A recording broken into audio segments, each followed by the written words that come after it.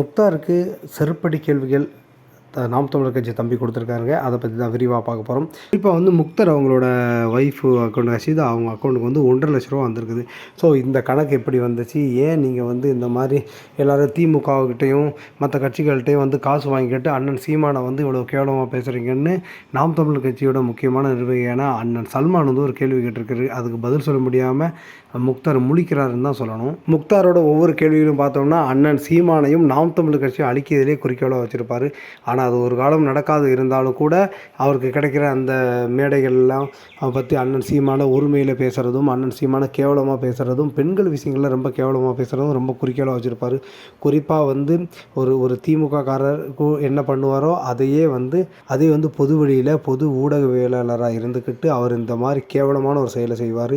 யார் சீமானை ஆதரித்து பேசினாலும் சீமானோட எந்த நல்ல கொள்கைகள் இருந்தாலும் அவர் ஏற்றுக்கவே மாட்டார்.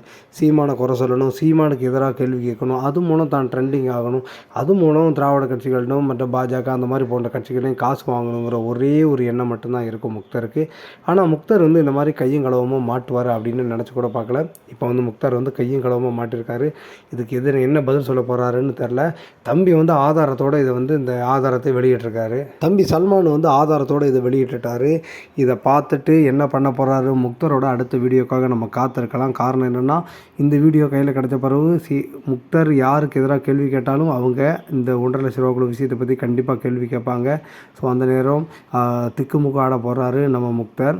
ஸோ வந்து சீமான உரிமையில் பேசுகிறதும், சீமானுக்கு எதிரான அரசியலை மேற்கொள்கிறதும் ஒரு வேலையாக வச்சுக்கிட்டு இருக்க முக்தாருக்கு இது பயங்கரமான சிறுபடியாக இருக்குது. இதை பற்றி நீங்கள் என்ன நினைக்கணும் மறக்காமல் கமெண்ட் பாக்ஸ் சொல்லுங்கள்.